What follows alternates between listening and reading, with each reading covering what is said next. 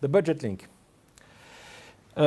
So coming back on the range discussion, I've been saying that talking about range is something you might not do when you are in front of a not experienced customer or whatever person, because you will end up comparing Apple with whatever you want, but definitely not apple to apple. I've been saying comparing apples and turnips. I don't know if you know what is turnips, navet. It's not the same test. Huh? So it's really a dangerous discussion for sure. In fact, if you want to compare apple to apple, you need to talk about budget link. The budget link is basically the quantity of attenuation your system can fight, can counteract. The greater it is, the best you are, because the greater attenuation you are able to fight. So it has to be a big number. But what is nice with the budget link is that everything being equal, so frequency, environment of propagation, whatever, you can compare different systems with the budget link.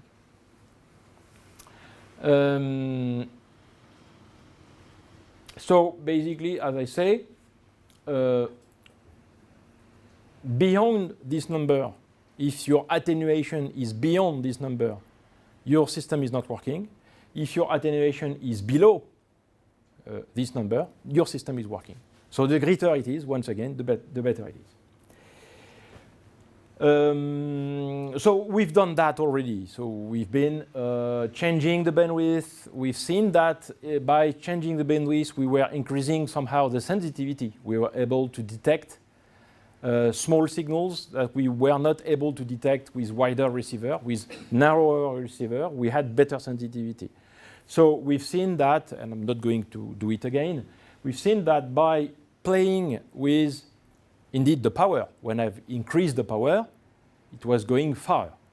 But when I was reducing the bandwidth, or by any means increasing the sensitivity of my receiver, I was also increasing the range. Okay? So it's important to have that in mind, because the budget link is basically what we call the simple budget link is basically takes power of your system minus your minimum sensitivity, the sensitivity at which you have the minimum service. Below this sensitivity, your service is compromised or is not acceptable. Above it, it's okay. Let's take some examples. If you take Bluetooth, example, a class 2 Bluetooth is transmitting at 4 dBm, which is 2 point something, 2.5 milliwatt or something like that. The average sensitivity of a Bluetooth system is around -70. You have some Bluetooth in the range of -80, but an average Bluetooth receiver is -70 dBm, which is in microvolt. It might be at least it's probably 100 microvolt or something like that. So your budget link is 74 dB. If your attenuation between the transmitter and the receiver is greater than 24 dB, you have no service. If it's smaller than 24 dB, you have service. That's the reason for which Bluetooth is not ranging a lot. It's 1, 2, 3, and the class 1, which is the most powerful, 100 milliwatt, I guess. You can go up to 100 meter, but not far. Okay. If we take the second example, which is a basic 3 kilowatt FM broadcast transmitter, so the broadcast transmitter you can hear on the FM band, meaning that it's roughly 65 dBm of power. The average sensitivity of an average receiver is -90 dBm, which is somehow 3, 4, 5 microvolt. Well, your budget link is 155 dB, which is not bad. But it's not bad because the transmitter is extremely powerful, okay? And the receiver is so-so. A little bit better than Bluetooth, but that's it. You take Sigfox, you might all know about it. It's 14 for ETSI condition, it's 14 dBm, 25 milliwatt, plus 142, because the sensitivity is minus 142 dBm, which ends up to, which leads to 156 dB. So we are in the range of, finally, of an FM transmitter, but with 25 milliwatts instead of 3 kilowatts. It's a huge difference.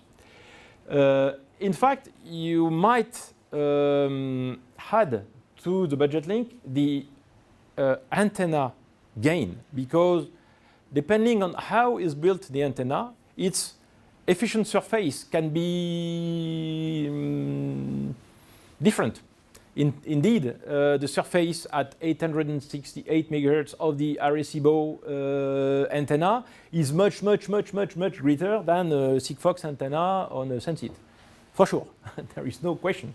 Even much greater than the surface, equivalent surface of a base station, of a Sigfox base station antenna. This leads to a power gain. Okay? So if we had the gain on the budget link, basically we have TX power plus minus minimum sensitivity plus TX antenna gain plus receiver RX antenna gain. Okay? Basically, the dry budget link is with antenna of 0 dB gain. Then the real budget link is adding the efficiency in the right direction, indeed, of the antenna.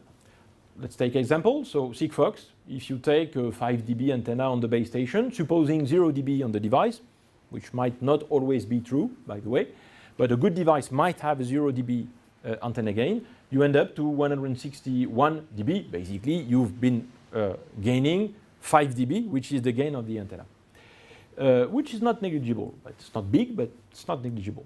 If you take the Arecibo antenna, indeed, listening to a deep space probe. A deep space probe is when it's far from the solar system, it's transmitting roughly 0 dBm, 1 milliwatt, not more than that. Some are transmitting more, but most, if they have a nuclear battery, yes, they are transmitting more, but if they rely on the light, it's not more than that. But anyway, 0 dBm, which is the TX power, with a sensitivity which is usually in the range of 170 dBm, because they are using ultra low noise figure, in fact below the natural noise, whatever, extremely narrow band systems, and plus additional processing. You have probably a 35 dB antenna on the probe, because it's a light paraboloid which is deployed in the space. And you can expect to have something like 35 dB of antenna gain towards the Earth. And you have a 75 dB, that's the average depending on the frequency, but the average gain in the right direction of the Arecibo antenna is roughly 75 dB. You end up with 280 dB of budget link, which is huge, okay? Which explains that you can go very far.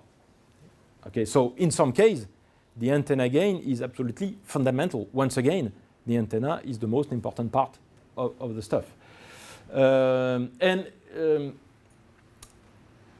If you consider now what we call the L-band burst from a star, so a star in the sky is a transmitter, indeed transmitting a lot of power in the range of 250 dBm.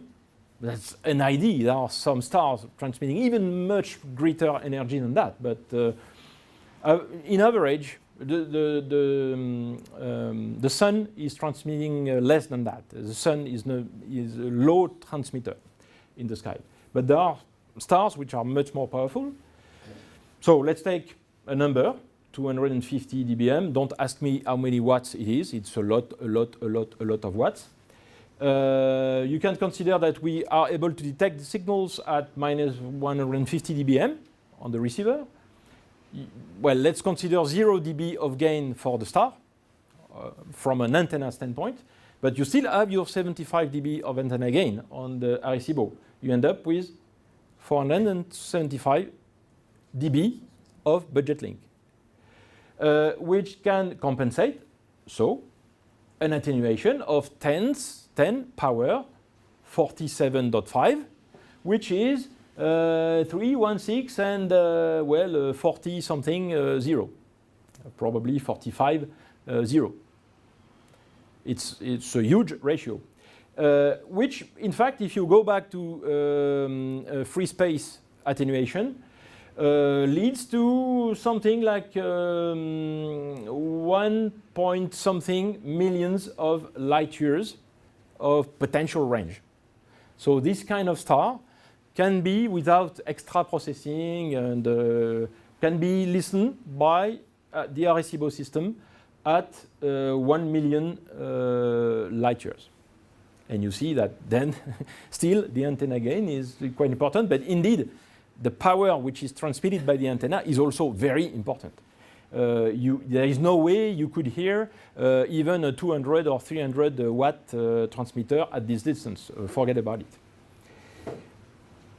Okay, and in fact we end with that, but it's going to be very quick because of all the discussion we had and the presentation. And because we've been tweaking the bandwidth and so on, we see that there are trade-offs. And basically, Sigfox, it's a trade-off. It's a trade-off between the quantity of information you exchange, the energy, the complexity, etc., etc. So basically, to summarize, indeed, the more quickly you exchange information, the more you need bandwidth. If you need bandwidth, you will have much more noise. So your signal is going to be less easy to copy, to receive. And the less it will be easy to copy your signal, the more you will be tempted to use power to compensate.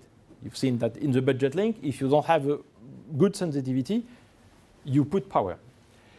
But the problem is that the more you will use power, the more you will need energy, money, etc., etc., or the less you will last, your system will last. And cherry on the cake, the more you exchange information, the more you need bandwidth, so the more you will disturb your neighbor. So really the Sigfox trade-off is to say, if I need to transmit this, I'm going to transmit only this. And doing this, I'm assuming that I'm going to transmit it in the narrowest bandwidth as possible, so that I can use very tiny energy. I suppose a lot of you knows about it. Well, I think that's all, because we've been doing that already. We've been changing the power, and we've seen that it goes farther, we know. And we've seen that tuning the antenna, it's better. And we've seen that tuning the receiver, it can be better depending on the signal. So we've already seen that. And I guess that's about it.